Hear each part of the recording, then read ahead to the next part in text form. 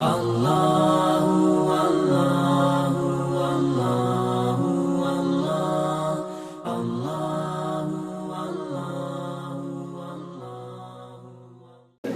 Assalamu alaikum wa rahmatullah.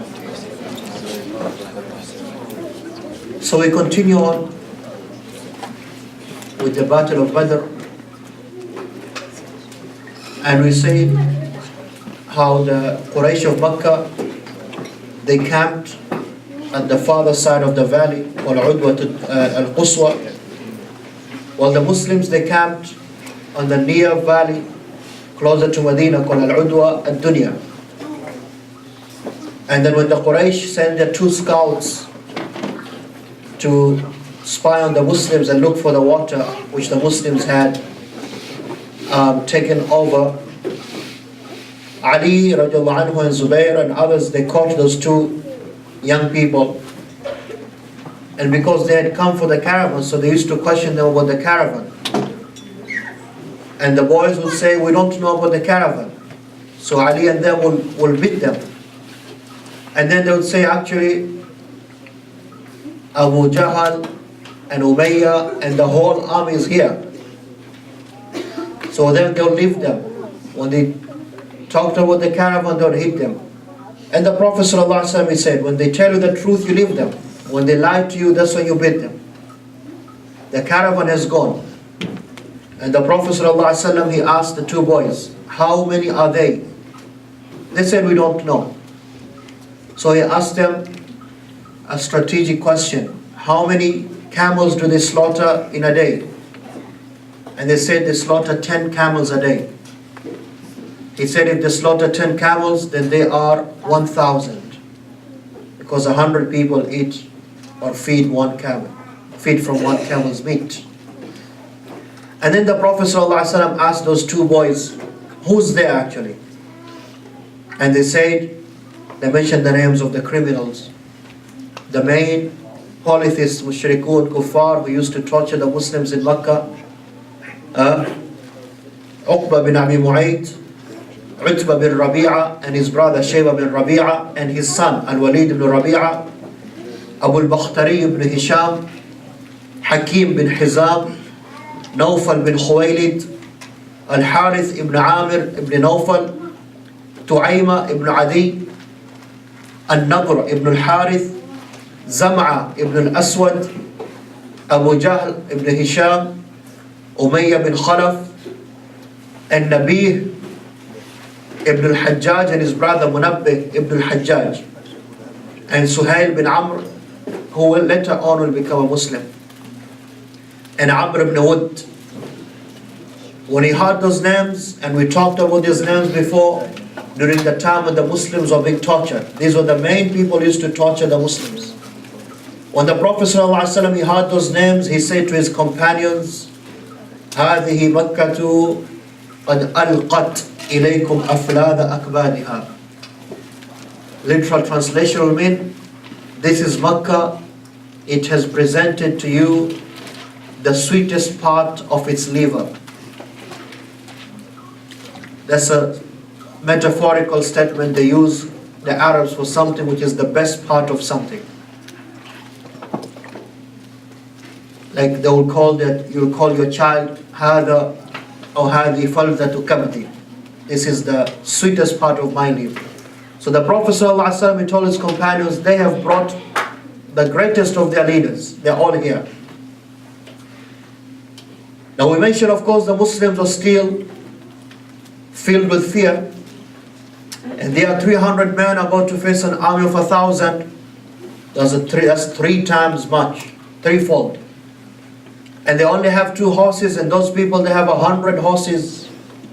They only had 70 camels, they had 700 camels. They did not carry all their weapons because they came to intercept a caravan. Those people, they came to fight. So that night, the Muslims, they spent that night in fear. But before that night, Sa'ad ibn Mu'adh radiallahu anhu, he said we should build something like I would say just a tent for easy translation. They made like a tent-like structure, and they said, that is where they talked to the Prophet ﷺ and said, you will stay there, and we will always guard you, so that if anything happens to us, that is easy.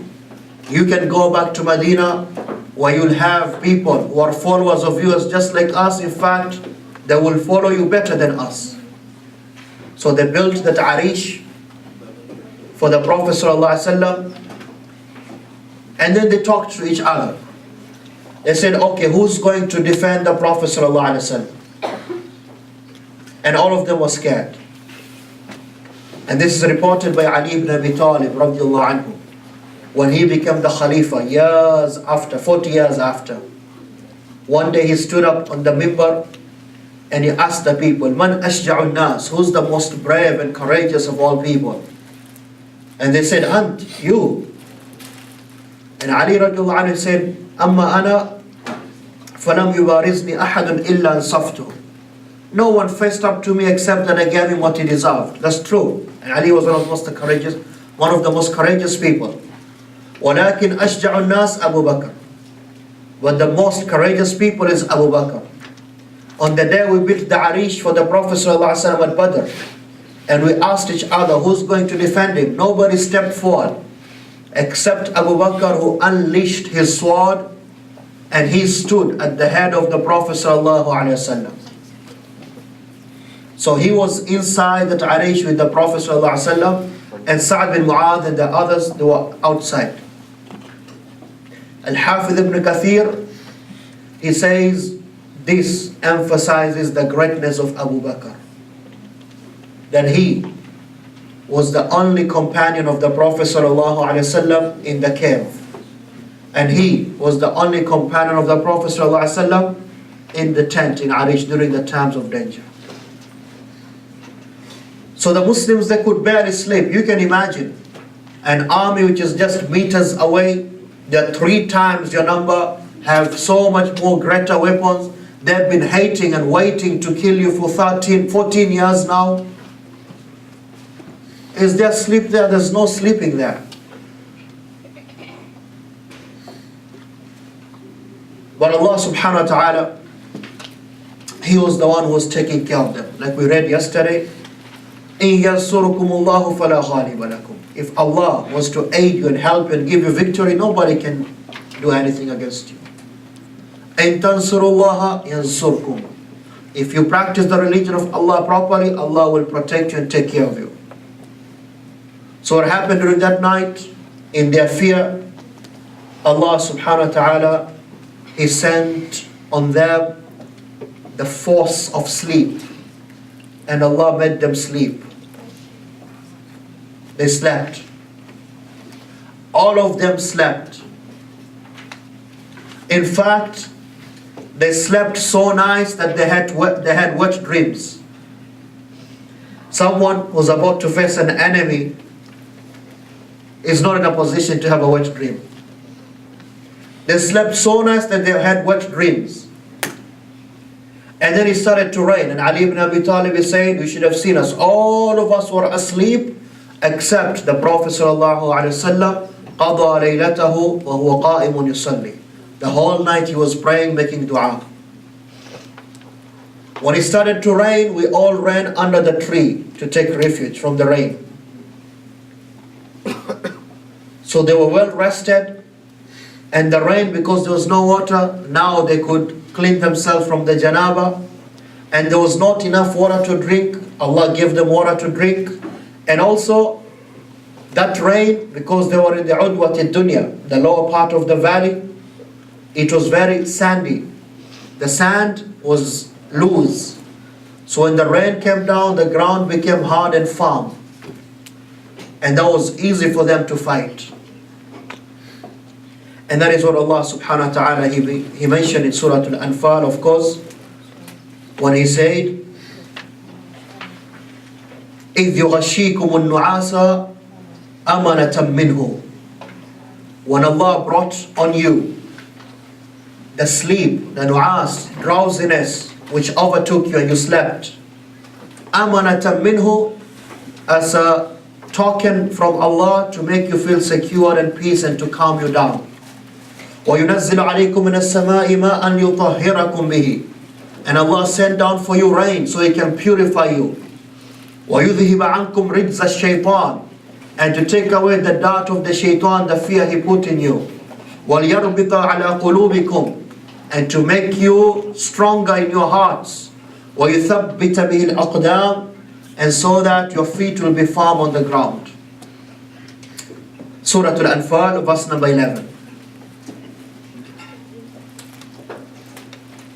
And they stayed under the trees until the rain stopped. In the morning, the Prophet ﷺ, he woke them up, as-salah, as-salah, and they prayed. After the prayer, the Prophet ﷺ, he lined them up. And this was now the day of Jum'ah, the 17th of Ramadan, the second year. The Prophet lined them up in the rows of fighting now. As Allah subhanahu wa ta'ala, He says, إِنَّ اللَّهَ يُحِبُّ الَّذِينَ يُقَاتِلُونَ فِي سَبِيلِهِ صَفًّا كَأَنَّهُمْ بُنْيَانٌ مَرْصُوصٌ. Allah, He loves those who fight for His cause, and they fight in straight rows, properly lined up in the military strategy, as if they are one straight wall. And we mentioned how the Prophet ﷺ put to the Ansari battalion, Sa'ad bin Mu'adh was in charge. The Muhajir battalion, Ali ibn Abi Talib. The right flank, it was who? Az-Zubayr. The left flank, Al-Miqdad. And then in the middle was Sa'a, if I'm not wrong. And the Prophet ﷺ, he went through himself and he said, make your lines straight. Nobody should be in front of another. And he said to them, nobody should move until I command. Nobody should move until I command.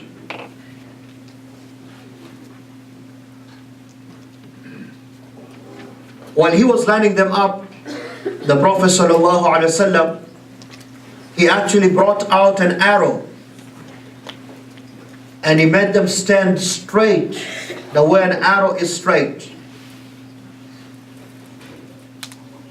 When he saw the Sahabi called Sawad ibn Ghaziyya radiallahu anhu, he broke the formation, he was in front.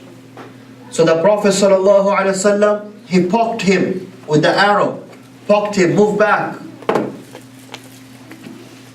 Yes, there's a time to be soft, and that's what the Prophet ﷺ was, and there's a time to be tough. You're a leader now, you're about to go to war. And Sawad, he said, Awja'tani ya Rasulullah, you hurt me. So the Prophet ﷺ said, what do you want? And he said, qisas, retribution. That's the law of retribution in Islam, justice. You slap me, I slap you back. So the Prophet ﷺ, he said, okay, do it, poke me. When he said that, Sawad, he put up the thawb of the Prophet ﷺ and kissed his stomach. And he said, what are you doing, Sawad? He said, Ya Rasulullah, you did not hurt me that much, I just wanted to get the barakah of your body. And we know that as Muslims, only the Prophet ﷺ, his body is barakah. Don't come to me saying, Shaykh, let me kiss your hand, let me get some barakah. No barakah here. No barakah, just some Vaseline body lotion or something dry. If I put body lotion today, it's dry. Don't get fooled by some people who do that kind of stuff. Only the Prophet ﷺ, his body was barakah. Not even Abu Bakr or Umar. So that's the story of Sawad, radiallahu anhu. The Prophet ﷺ, he lined them up in straight lines. And then he said to them, nobody should move until I say. While he was doing this, now the Quraysh, they moved closer. And they met in the middle of Badr. This place called Badr, which is an open field, like we say, it's a valley. When they moved forward, the Prophet ﷺ, he started to make dua. He said, Allahumma hadhihi Qurayshun qad aqbalat bi khuyala'iha wa fakhriha. Oh Allah, this is Quraysh, they have come with their boasting and their arrogance. Tuhadduka wa tukadhibu rasulak.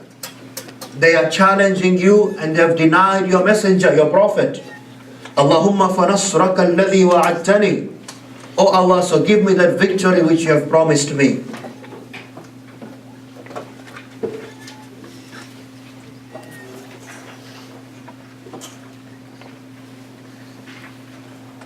When they came close, the Quraysh, now the two armies, they could see each other. They could see each other.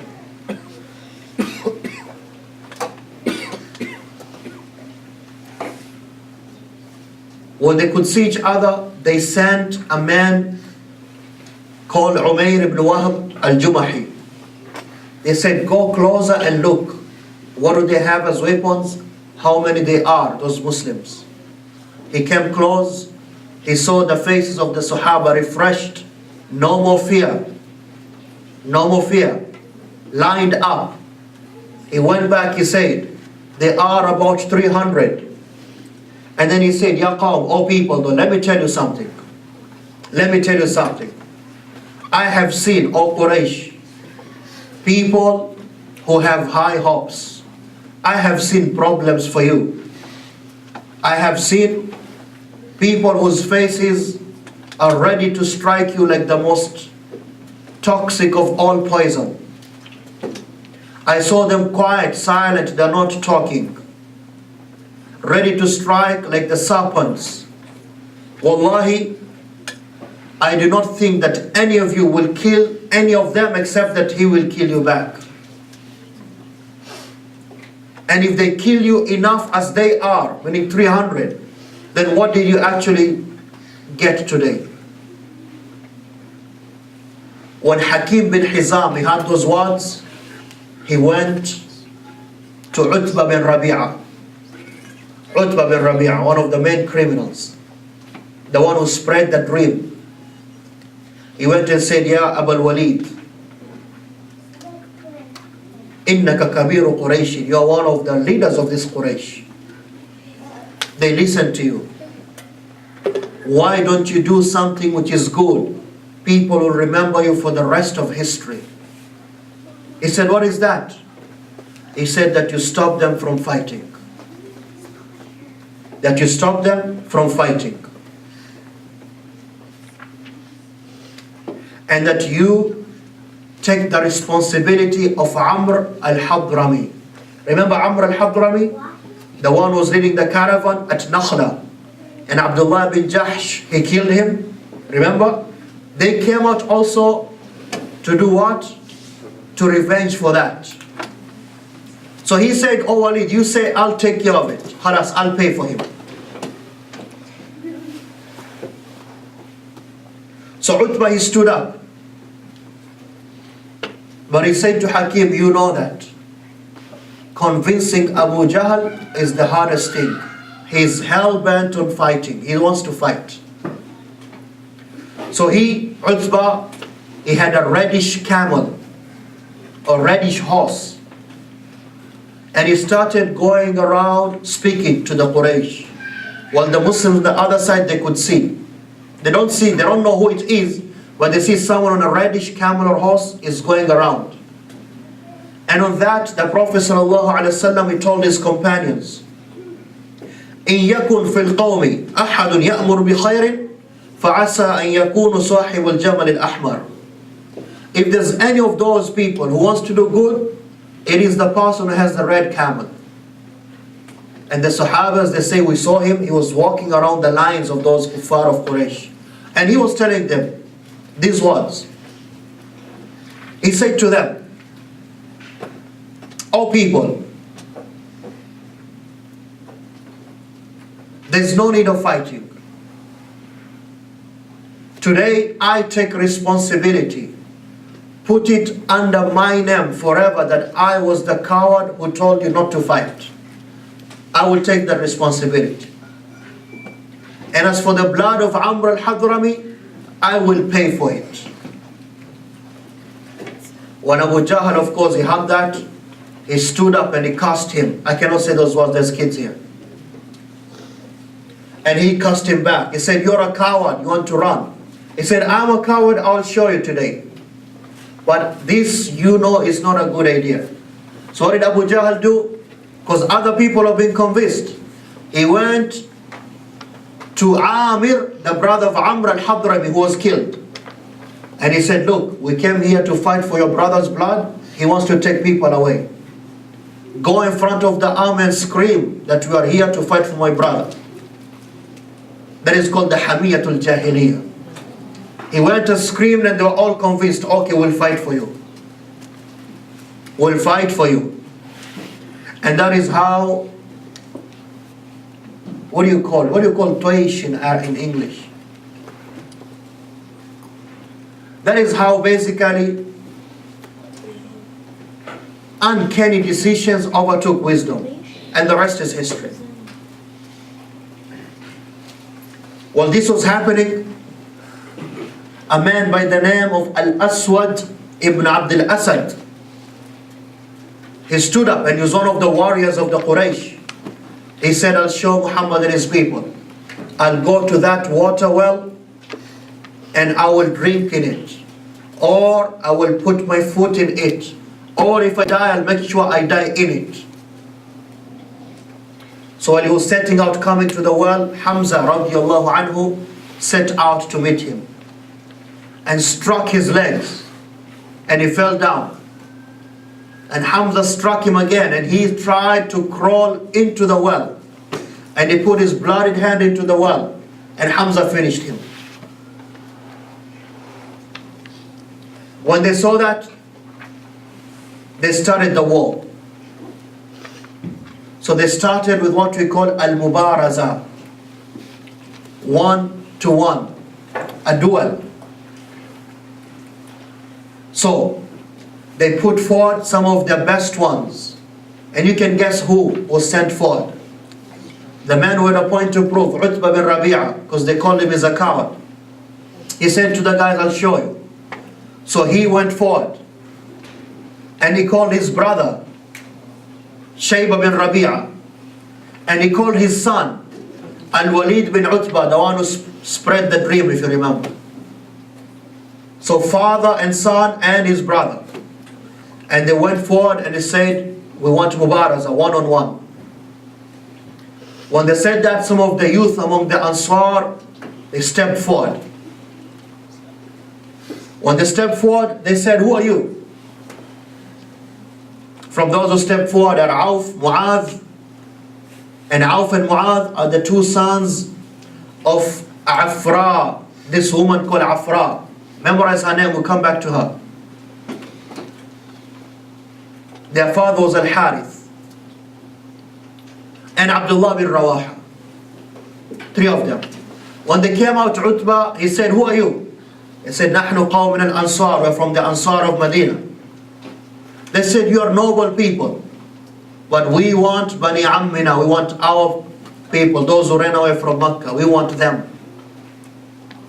When he said that, the Prophet ﷺ, being the great leader he is, he chose his own uncle Hamza. And he chose his own cousin Ali radiallahu anhu. And he chose Al-Harith, his cousin. And he told them, go forward. And he told them, go forward. So he chose Ubaidah ibn Harith, his cousin. Ubaidah, he faced off with Utbah. And Ubaidah was old. He was old. In fact, he was the eldest Sahabi in Badr. Ubaidah ibn Harith, radiallahu anhu. He faced Utbah, who was the eldest of the three also. Tayyib. And Hamza, he faced Shaybah. And Ali, who was young, of the youngest of the three, faced the youngest of those three, Walid, the son of Utbah. As for Hamza, he quickly did away with Shaybah. Quick time thing. Done. Ali, radiallahu anhu, being the warrior he is, he quickly finished Al-Walid.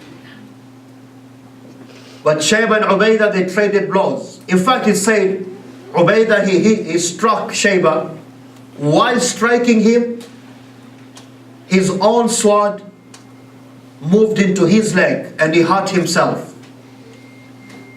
And while Shaybah was there down, Hamza and Ali went and finished him. And they carried Ubaidah back. And Ubaidah ibn Harith radiallahu anhu will die a few days after from that wound. From that wound. The Quraysh, when they saw that, they were already defeated. These were the same people a few years ago, they used to torture them, persecute them, not even sell food to them. Now they're already defeating them. A few more duels happened and the Quraysh lost. When they saw that,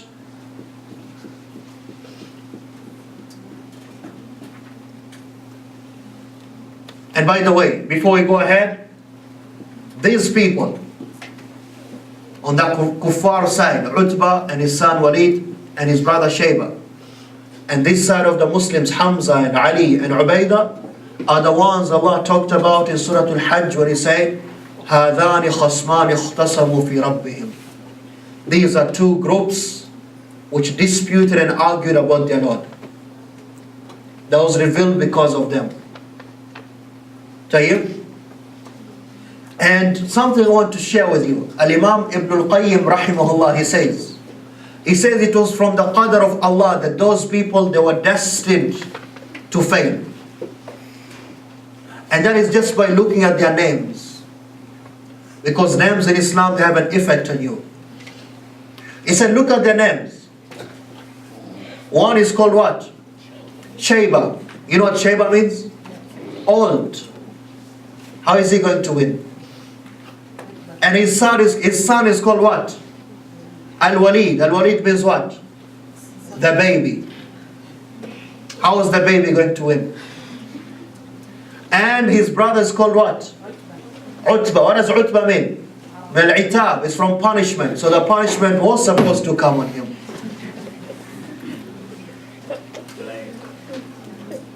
Al-Imam Ibn al-Qayyim rahimahullah, he wrote that. Once that happened, the Quraysh, they announced for their armies to attack. When they did that, the Prophet ﷺ, he told his troops, don't move. When they come close to you, the archers will shoot their arrows. And the Prophet ﷺ told them, once you have shot your arrows, go back and collect them. Because again, they did not even have enough arrows, imagine. Shoot the arrows, once you have shot, go back and collect your arrows. So when they got close, they shot their arrows. A number of the kuffar were down. They went back and took their arrows. And one of the greatest archers of the Sahaba was Sa'ad ibn Abi Waqqas radiallahu anhu. And it is said he is the first one to shoot an arrow in Islam. Tayyib. When this happened, then the Prophet ﷺ, he commanded the Muslims to move forward now as an army.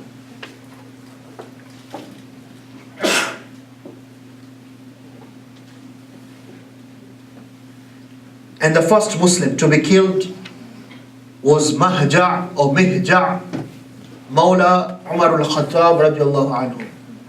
Mihja' or Mahja' who was the freed slave of Umar.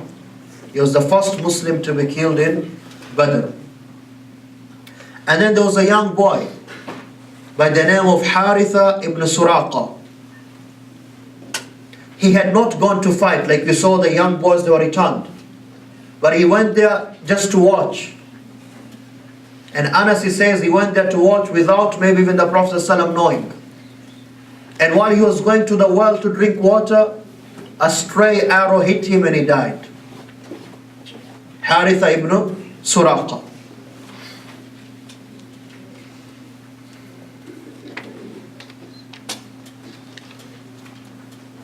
So when the army moved forward, when they were moving forward, Abu Jahl, he made dua, because now he's seeing that things are not good. He said, "Oh Allah, the ones of us were the worst ones, and the ones of us on the wrong religion, and they've cut off their relatives, then destroy them. Give the other party the victory. Al-Fath. And Allah revealed about him the verses which say, in Surah Al-Anfal again, إِن تَسْتَفْتِحُوا فَقَدْ جَاءَكُمُ الْفَتْحُ. If you want to know who's on the correct side, who's going to be victorious, victory has been shown. وَإِن تَنْتَهُوا فَهُوَ خَيْرٌ لَكُمْ. If you stop, that is better for you.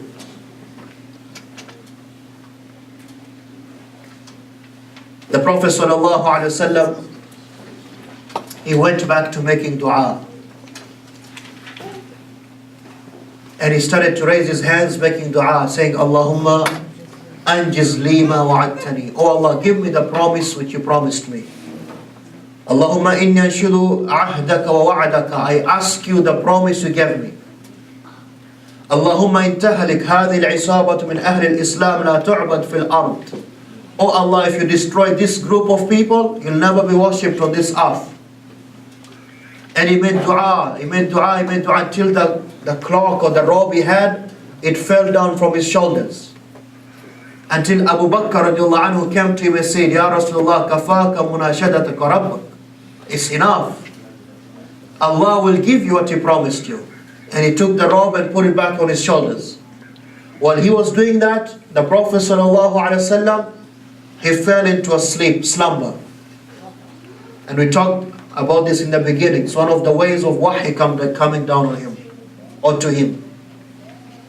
When he got up, or when he woke up, he was smiling. He was smiling.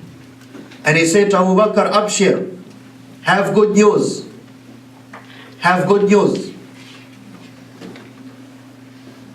هذه المدد, this is the help, the support, the backup of the angels that are coming down.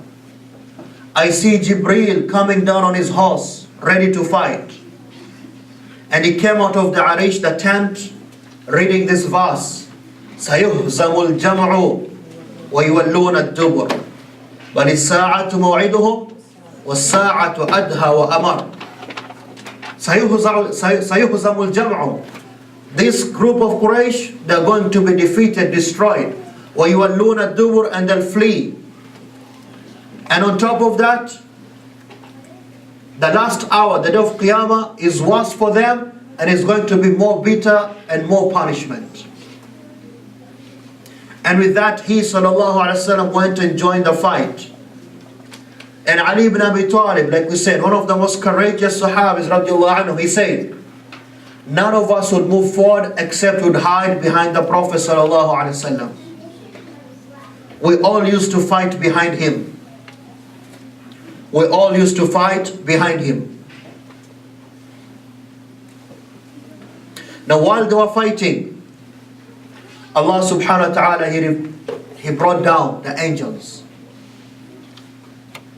And Allah, He gave them directions, because angels don't know how to fight. إِذْ يُوحِي رَبُّكَ إِلَى الْمَلَائِكَةِ أَنِّي مَعَكُمْ. When Allah revealed to the angels and told them, I'm with you. فَثَبِّتُوا الَّذِينَ آمَنُوا, go and strengthen the believers.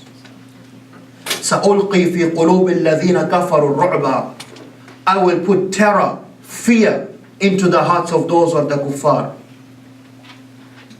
It is said, the angel said, so how do we fight? Allah told them, فَاضْرِبُوا فَوْقَ الْأَعْنَاقِ وَاضْرِبُوا مِنْهُمْ كُلَّ بَنَانٍ. Strike them on their necks and strike away their fingers. Because once you strike their fingers, they cannot fight anymore. That is why some of the Sahaba radiallahu anhum, they say, I used to go after a kafir, and all of a sudden I hear the lash of a whip, like the lash of a whip, and I see him falling down, and I look at his face, it looks like someone had struck him with a sword. And I hear the voice, or what we call the neigh of a horse, and someone saying, أَقْدِمْ حَيْزُومْ. That was the call of the angels. And the Prophet ﷺ told Abu Bakr and Ali radiallahu anhu, Jibreel is with one of you, and Mikael is with one of you. And the angels are brought down to strengthen the believers. To strengthen the believers. That is why you will see when Al-Abbas, the uncle of the Prophet ﷺ, like we say now, he came out because he was forced. He didn't want to fight. When the Prophet ﷺ told the believers to go and attack, he told them, listen, there are people from Banu Hashim, my tribe, they were forced to come here. So don't kill them, don't fight them, but take them as captives. One of them is Al-Abbas. Take them as captives. Allah subhanahu wa ta'ala says, or to finish that, when Al-Abbas was brought, he was brought by a man who was so short. And he was a big man, Al-Abbas. And that Sahabi, he was saying to the Prophet sallallahu alaihi wasallam, I caught him, this is my prisoner. And Al-Abbas was saying, Ya Rasulullah, no, it's not him who caught me. He was a man who was tall. I've never seen a man more handsome than him, wearing white clothes. But I don't see him here anymore. And the man, the Sahaba was saying, no, I caught him, Ya Rasulullah. And the Prophet ﷺ said to him, Uskut, فَقَدْ عَانَكَ اللَّهُ بِمَلَكٍ كَرِيمٍ. Allah helped you with a noble angel. So the angels participated in that battle. And it is the only battle which they fought. The angels. Allah subhanahu wa ta'ala, He says, this is Surah Al Imran, وَلَقَدْ نَصَرَكُمُ اللَّهُ بِبَدْرٍ وَأَنْتُمْ أَذِلَّةٌ. Allah reminds the believers, Allah gave you victory in Badr when you were weak, less in number, less in weapons. فَاتَّقُوا اللَّهَ. So you believers, you need to fear Allah. لَعَلَّكُمْ تَشْكُرُونَ. So you can be thankful. إذ تقول للمؤمنين لن يكفيكم ربكم أن يمدكم بثلاثة آلاف من الملائكة مردفين. When Allah said to, when the Prophet ﷺ says to his Prophet, when you say to your companions, is it not enough? Allah will give you 3,000 angels as help for you. ثلاثة آلاف من الملائكة منزلين.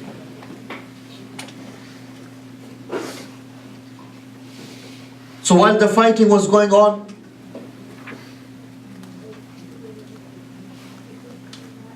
when the Prophet ﷺ told them, stand up and go and fight now. There was a Sahabi, his name is Umair ibn al-Hammam, radiallahu anhu. O Hammam. The Prophet ﷺ said to them, he said to them, قوموا, stand up. إلى الجنة to Jannah عرضها السماوات والأرض. It's so wide like the heavens and the earth. Umar said, Ya Rasulullah, Jannah, it is as wide as the heavens and the earth. And the Prophet ﷺ said, yes. So Umar took out some dates to eat.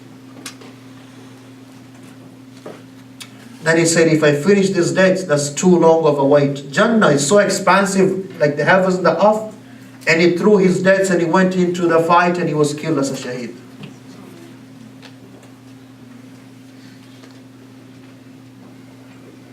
The kuffar of Makkah did not stand a chance. Right away they started to flee. They started to run. And the Prophet ﷺ, before the Muslims attacked, he picked up gravel or sand and he threw it on their faces in their direction. And he said, Shahat al-wujuh, may these faces be wretched and cursed. And no one from among the army of the kuffar, except that his sight was blood. They could not see properly. And Allah told His Prophet ﷺ, وَمَا رَمَيْتَ إِذْ رَمَيْتَ وَلَكِنَّ اللَّهَ رَمَى. It was not you who threw when you threw, but it's Allah who threw for you.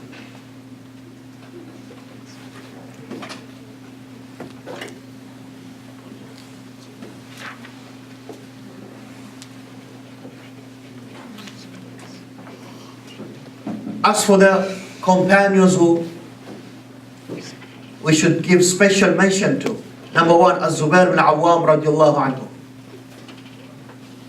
Abdullah bin Zubair was just a baby of a year. When he grew up, he says, my father had wounds on his back. which I could put my fingers in. And those two on his shoulders, he got them on the day of Badr.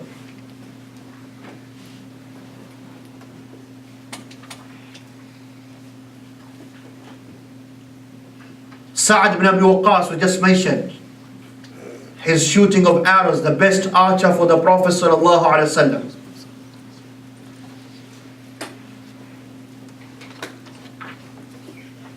Hamza ibn Abdul Muttalib radiallahu anhu, who wore a special type of armor, such that when Umayyah bin Khalaf was captured, he asked ar-Rahmah bin Auf, who was that man who was dressed like this? And he said, that is Hamza.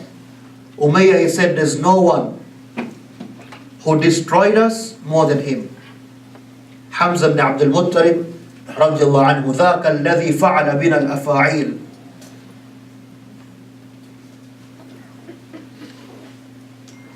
The Quraysh started to run. And when Iblis, he saw that, remember Iblis, he came in the form of Suraqa ibn Malik ibn Ju'shum. When he saw that, and he saw the angels that come down, he took off also. And that is how Allah mentions in Surah Al-Anfal, وَإِذْ زَيَّنَ لَهُمُ الشَّيْطَانُ أَعْمَالَهُمْ وَقَالَ لَا غَالِبَ لَكُمُ الْيَوْمَ مِنَ النَّاسِ وَإِنِّي جَارٌ لَكُمْ. When the shaitan beautified for them the affair of going to fight the Muslims, and he told them, don't worry, nobody can defeat you, and I'm with you, I'll take care of Banu Bakr. فَلَمَّا تَرَاءَتِ الْفِئَتَانِ, when the two parties met in war, نَكَصَ عَلَى عَقِبَيْهِ, he ran off. وَقَالَ, saying, إِنِّي بَرِيءٌ مِّنْكُمْ, I am free from you, Quraysh. إِنِّي أَرَى مَا لَا تَرَوْنَ, I see what you don't see. I see what you do not see. إِنِّي أَخَافُ اللَّهِ, I fear Allah. And that is the job of the shaitan. He tells you do. Once you do, khalas, says no, you're by yourself. Always.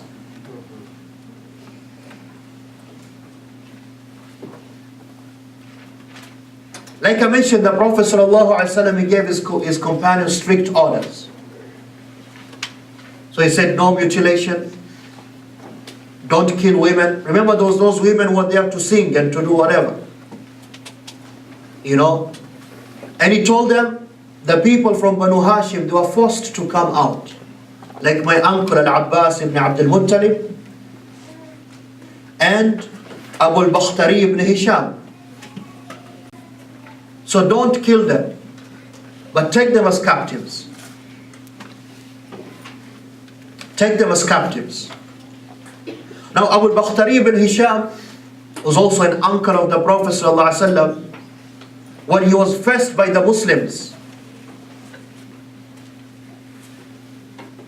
specifically Al-Mujazzar ibn Ziyad, Abu al-Bakhtari had another of his friends from the Kuffar. So Al-Mujazzar said to him, he said, listen, the Prophet ﷺ told us to respect you and not to fight you, but I have to take you as a captive. And he said, what about my friend? And he said, no, your friend, he doesn't get this special privilege. So he miskin, he said, then no, I will die for my friend. And he fought and he was killed. As for Abbas, he was captured. And he was captured by who? That short Sahabi? By an angel. He was captured by that angel. Now,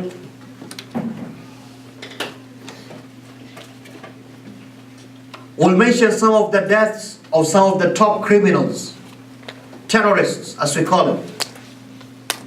Ubayd ibn Sa'id ibn al-As. Ubayd ibn Sa'id was one of the warriors of the Quraysh. And on the day of Badr, he wore the body armor which covered everything except his eyes. As Zubair al-Awwami said, I saw him on the day of Badr, and you could not see anything except his eyes. But I took a spear of mine, and I aimed at his eyes, and it went straight through into his eyes. When he fell down, I went and I was pulling out my spear until he died. And that spear was broken a bit. It became a very special spear that at the end of the battle, the Prophet ﷺ said to Zubair, give it to me. And when the Prophet ﷺ died, Abu Bakr took it. And when Abu Bakr died, Umar took it. And when Umar died, Uthman took it. And when Uthman died, Ali took it, radiallahu anhu. When Ali died, his family took it. That's a special spear of a Zubair ibn al-Awwam radiallahu anhu. That was Ubaidah ibn Sa'id.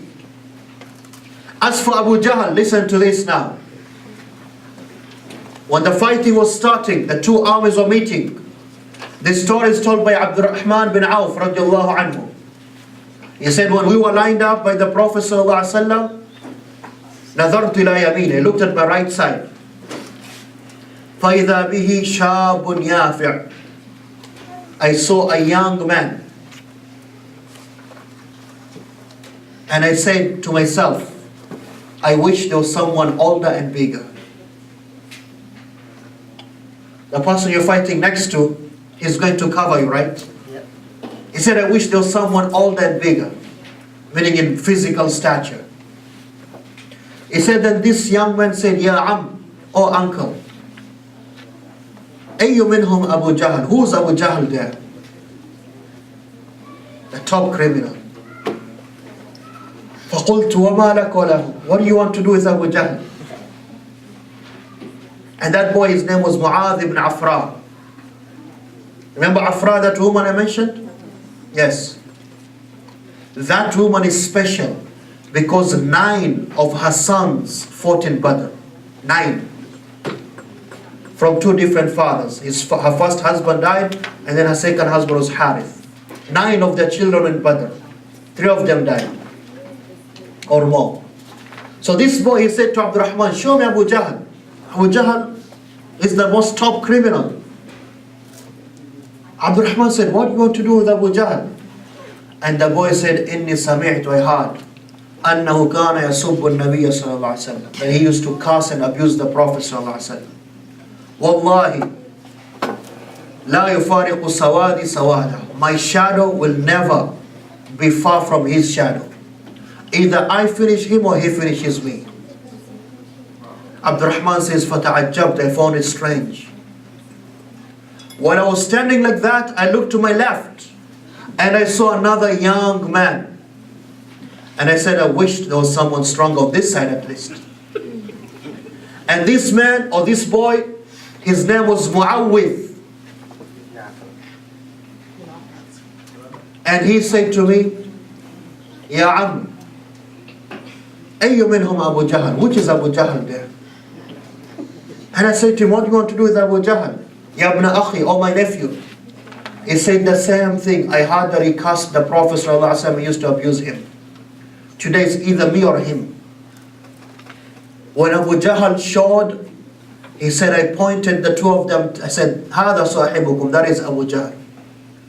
And they sprang on him and took him down right away. And they struck them, and they struck him with their swords until they thought he was dead.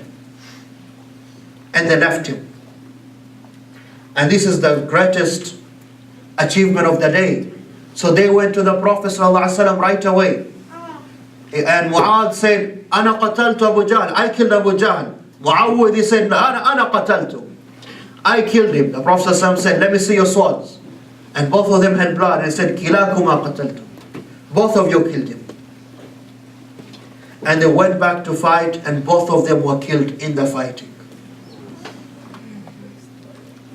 But Abu Jahl was not dead.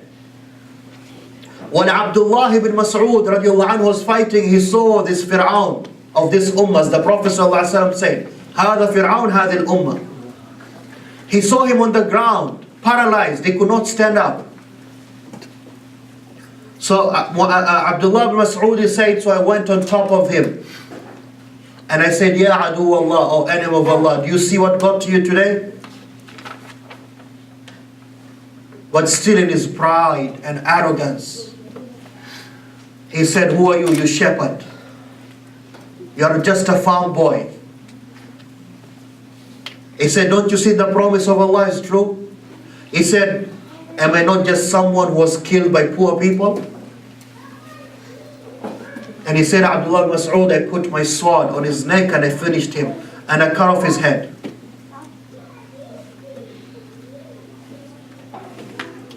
That was Abu Jahl, la'anahullah. As for Umayyah bin Khalaf, these are the top criminals. Remember, Walid and Utbah, they're dead. And his father Shaybah is dead. Abu Jahl is dead. Ubaidah ibn al-As is dead. What about Umayyah bin Khalaf? Now you guys remember Umayyah bin Khalaf, right? Umayyah is the one who used to torture Bilal. Put him in the desert sand with a rock on top. Umayyah is the one, Sa'ad bin Mu'adh gave him the news. I heard the Prophet ﷺ said, you are going to be killed. Umayyah is the one who said, I don't want to go to fight. And he bought the nicest horse so he can run away. While they were all defeated, they were running away to Mecca. Umayyah, he was captured by Abdurrahman bin Auf. Umayyah and his son Ali. And because there's a history between them, they used to be friends in Jahiliyyah. Abdurrahman, he says, when I became Muslim, I changed my name from Abdul Uzza to Abdul Rahman. Or Abdul Amr, actually, it's called Abdul Amr to Abdul Rahman. But whenever Umayyah met me, he'll say, no, we don't know what is ar-Rahman. You're just Abdul Amr. So whenever he used to call me Abdul Amr, I won't respond to him. So he said, you know what, I'll call you Abdul Ilah. So during the battle of Badr, he remembered, this is my friend. So Abdul Rahman took him as his captive, him and his son Ali. And he was bringing them to the Prophet ﷺ. While he was doing that, Bilal and the rest of the poor Muslims who used to be tortured by Umayyah, they saw him. And Bilal said, Umayyah, I won't leave if you leave. And Abdurrahman tried to stop them, saying, no, these are my prisoners, but they were not going to hear that. This is one of the worst criminals. So they finished him off right away. They finished him off right away.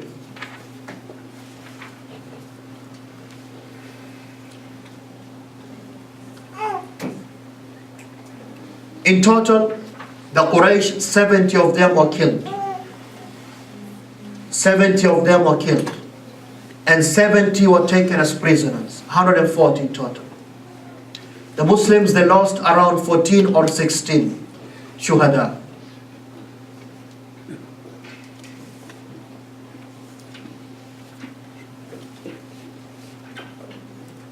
Once the battle was done, the Prophet ﷺ, he commanded the believers. He said, go look for those top criminals, Sanadid Quraysh, like this one, Umayyah bin Khalaf, Abu Jahl, all of these criminals. 24 men. And he collected them and put them in the well. It was a well which had no water. Qalib. And they threw them in there. And the rest of the dead, the Muslims, they buried them. The kuffar were killed. The Muslims buried them. And they buried the Muslims who died.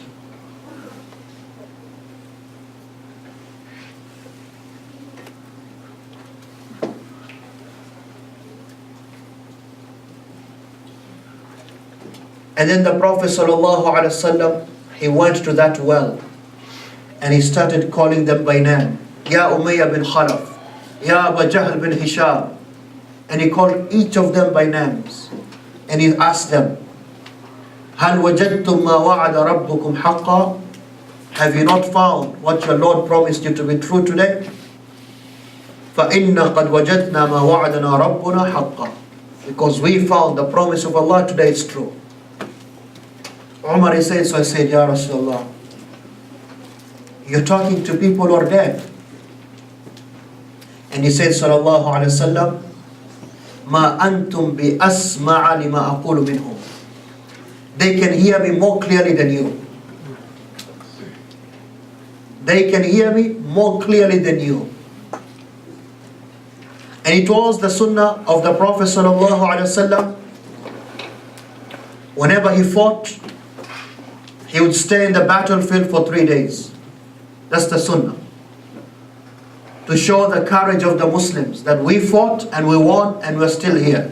You wanna come for round 2? Come for round 2. So he stayed in Badr for 3 days. Well, of course, the Quraysh, either you are a captive or you are dead, or they'd all run back to Makkah. Now while they were doing this, the Muslims, they started to collect the war spoils. Remember, they came with all their property and the camels and ammunition. So the younger Sahaba who had the power, they used to run and collect all what they can. And the older Sahaba who could not, they could not do that. So when they collected, whatever everybody collected, everybody said, this is mine. He said, this is mine. And they started to argue. This group said, no, we were the ones fighting the enemy while you were collecting. And they said, no, we were collecting.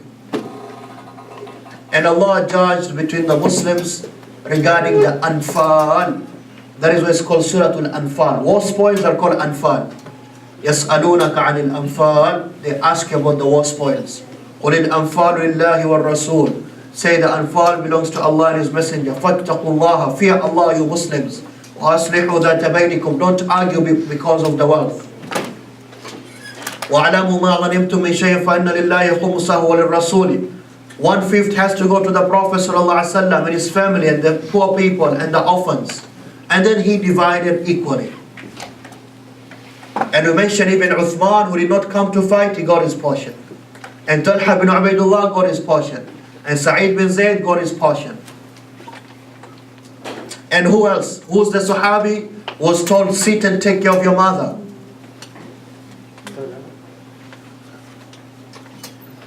Abu Lubaba was given his portion. The first person to reach Makkah was the name of Al-Husayman. He entered Makkah, of course, in a state of frenzy, almost crazy. He had walked, imagine, all the way from Badr. When they saw him, they asked, what happened? Where's Walid bin Utbah? Where's Shayba? Where's Abu Jahl? Where's Umayyah bin Khalaf? He said, dead, dead, dead, dead. And they said, he's crazy. They said, he's crazy. Where's Zam'a bin Aswad? Dead. Nabih and Munabbih, all of them dead. So Safwan bin Umayyah, he came. He said, who am I? To check if it's actually still proper in his mind. He said, you're Safwan. He said, what you're saying is true. He said, yes, what I'm saying is true. All of them are dead? Yes, all of them are dead. And that is when they knew this was the dream of Atika. That stone which exploded. And there was no house in Makkah except that stones went into them. Now,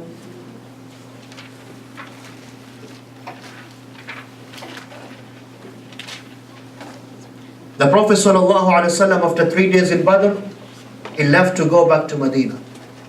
But he had sent before him, because people in Medina, they were anxious. What is happening?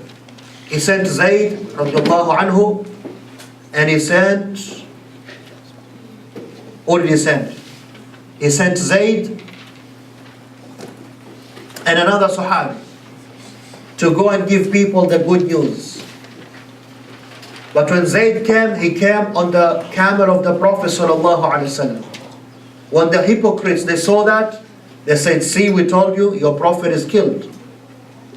Zayd is coming on his camel. But he came and he gave them the good news, that the Muslims have won and the Quraysh have been destroyed. And the Quraysh have been destroyed.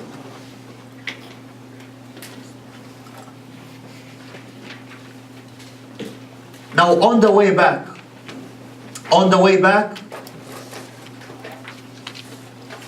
now you have to know, we said the Muslims, they differ about the war spoils because this was the first battle they ever fought. They don't know about the war spoils. And you have to know the war spoils, the ghanima. All the prophets who fought jihad before, who was the first prophet to fight for the sake of Allah? Huh? Musa alayhi salam.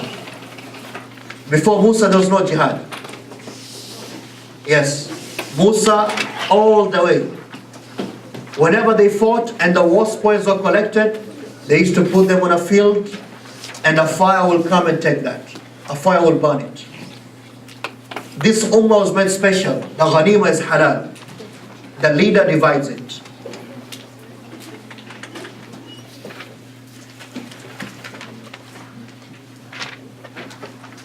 When the Prophet ﷺ was coming back,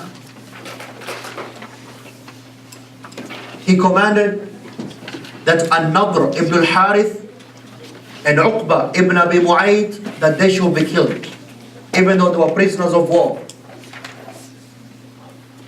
He commanded they should be killed. Why? Because these were two of the greatest criminals. Uqba ibn Abi Mu'ayt, if you remember, he was the one in the story. He took the rotten stomach of the camel and put it on the Prophet ﷺ while he was praying. That was him. And all the other things he did against Islam and Muslims. Which shows you in Islam, just like in all the other systems, a prisoner of war who's a great criminal can be executed. That's allowed. So the two of those were killed.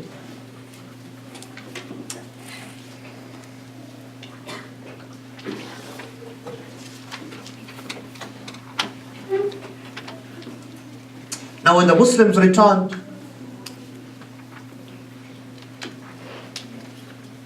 and everyone in Medina was happy,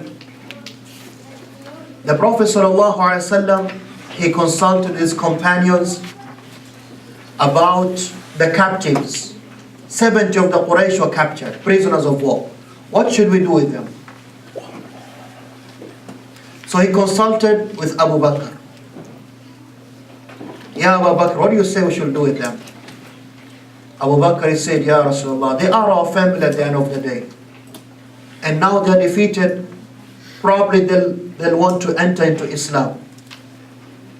I think you should tell them to ransom themselves. They should send a message to Makkah. They should ransom themselves by this much. Or if you want to let them free, let them free. When he said that, Umar, he said, Ya Rasulullah, I think, my opinion, you should let me strike the neck of my relative so-and-so.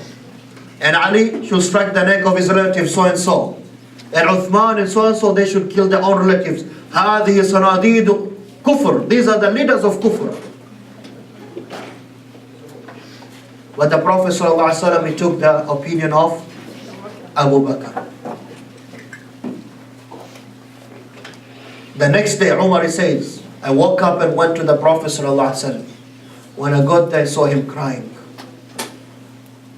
I said, Ma yubkik, ya Rasul, what makes you cry? And I saw Abu Bakr next to him crying. I said, what makes you cry, Abu Bakr? If it's something which can make me cry, tell me so I can cry. And if I cannot, I'll make myself cry.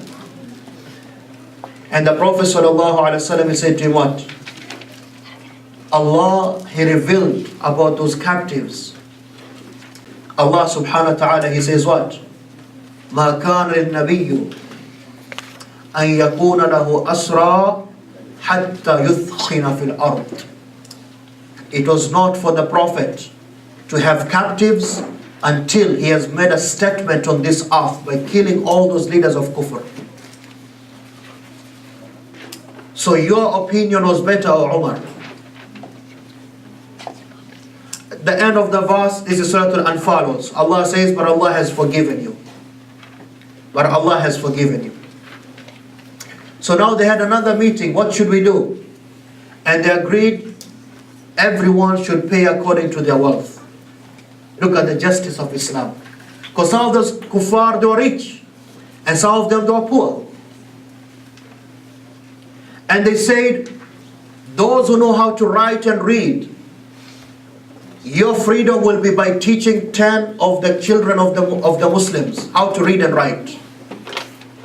Look at the importance of ilm, knowledge in Islam. Those prisoners of war, you'll only get freedom if you teach the Abna al-Muslimin how to read and write. And the Prophet ﷺ, he told his companions, treat them well. So whenever they used to eat, they used to give them the same food they eat. The first prisoner to be ransomed and to be freed is Abu Wada'a al-Harith ibn Dubayra, because he was very rich.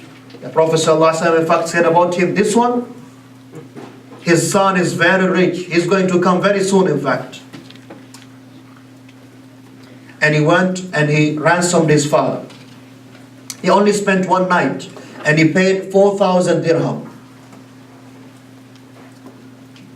As for Suhail ibn Amr, and Suhail ibn Amr used to be one of the spokesperson of the kuffar of Quraysh. He was a very good speaker.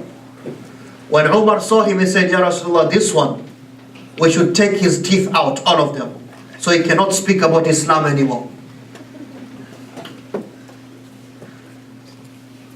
But the Prophet ﷺ, he said, no, don't do that. And of course, later on, Suhail will become a Muslim. Suhail bin Amr radiallahu anhu will become a Muslim. Also from the captives is Al-Abbas, the uncle of the Prophet ﷺ. When Al-Abbas was brought, everybody, they used to respect him. This is the uncle of the Prophet, and they know how the Prophet used to love him. But the Prophet ﷺ said, don't let him free. And Al-Abbas said, Ya Rasulullah, you know I was forced to come here. I didn't want to fight you. And I am a Muslim already. But the Prophet ﷺ said to him, I don't know that you're a Muslim. If you are a Muslim, that's between you and Allah. For me, I don't know you to be a Muslim. So you have to ransom yourself. And Al-Abbas, he said, I don't have anything though. And the Prophet ﷺ said, because Al-Abbas, his nickname or his kunya was Abu al-Fadl, after his first son Fadl. There's Fadl and then there's Abdullah bin Abbas. The Prophet ﷺ said to him, what about that gold or silver you told al-Fadl, your wife, to hide just before you came out to fight? And he said, Ushhidu annaka Rasulullah, I bear witness you are the Messenger of Allah. Nobody was there to see us. And he sent a message and he was ransomed. And then we have the story of Abu al-As ibn Rabi' radiallahu anhu, who was the son-in-law of the Prophet sallallahu alaihi wasallam. Look, there was no favoritism. This is his uncle, it doesn't matter. Abu al-As was the husband of Zainab, the daughter of the Prophet. He was captured. If you remember, Abu al-As, he stopped his wife Zainab from doing hijrah. When they captured him, he sent a message to Makkah to be ransomed. So Zainab, she sent some wealth. And within that wealth, to ransom her husband, there was a necklace. And that necklace belonged to her mom, Khadija. Khadija had given it to her when she got married. When they brought that to the Prophet ﷺ, he became very emotional because he remembered Khadija. When the Sahaba radiallahu anhum, they saw that, they knew what had happened. And the Prophet ﷺ said, this is the necklace Khadija gave to her, and now she is ransoming her husband. So he said to them, you and your prisoner, you decide. But they said, Ya Rasulullah, no, we will never take this from her. Give it back to her and let him go free. And the Prophet ﷺ gave him a condition though. He said, I'll set you free, but you have to send Zainab to Medina. And he did send Zainab to Medina. That's why the Prophet ﷺ used to praise him. He said, he kept the promise with me. And he became Muslim afterwards, Abu al-As. Abu al-As ibn Rabi' radiyallahu anhu.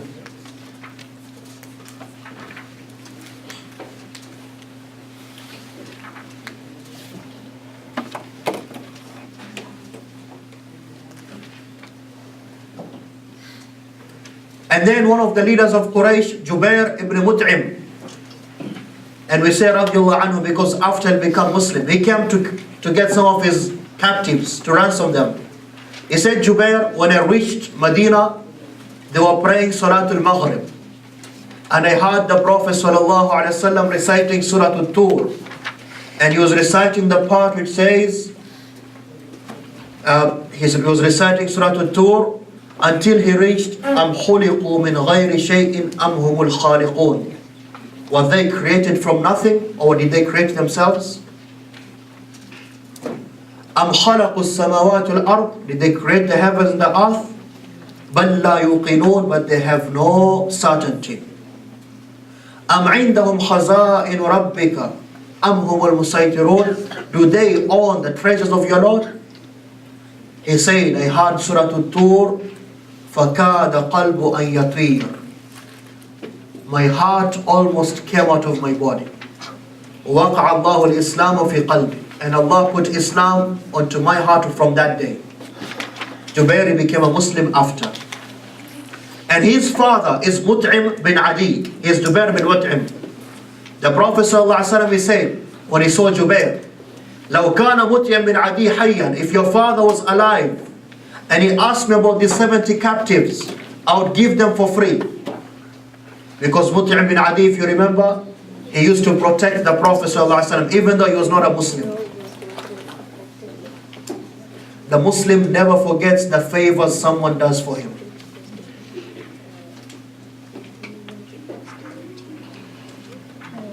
Now this news, it traveled far and wide. You can imagine. The great Quraysh have now been defeated. They were defeated by the small number of people who they used to torture. News reached Najashi in Habasha. And he called Ja'far and his people. When they entered, even though Najashi was the king of Abyssinia, Ja'far, he said, we almost cried. Because he used to wear old clothes. And he said, this is the king. And he told them, I have very good news. I heard there was a battle and Allah gave victory to your prophet. And the leaders of Kufr, they were defeated. So guys, to summarize, this is the battle of Badr. And like we said, that is why we know today the greatest Muslims are the Sahaba radiallahu anhum. But the greatest Muslims within the Sahaba are the Ahlul Badr, the people, the 319 people who fought in this battle.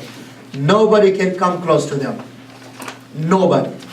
That is why Allah said to them, "I'malu ma shi'tum." Do whatever you want from today. You are forgiven. You are going to Jannah.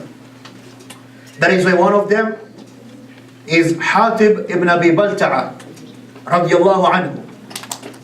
One day the slave of Hatib, he came and said, Ya Rasulullah, Hatib finnar, he's going to the hellfire.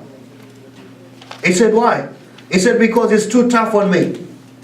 Hatib finnar is going to the fire. The Prophet ﷺ said, Kadhabt, you're lying. Alaysa min ahli Badr, was he not from the people of Badr? He'll never go to the fire. And we said, Jibreel alayhi salam came to the Prophet ﷺ and said, what? What do you think of the Ahlul Badr? And the Prophet ﷺ said, they are the best.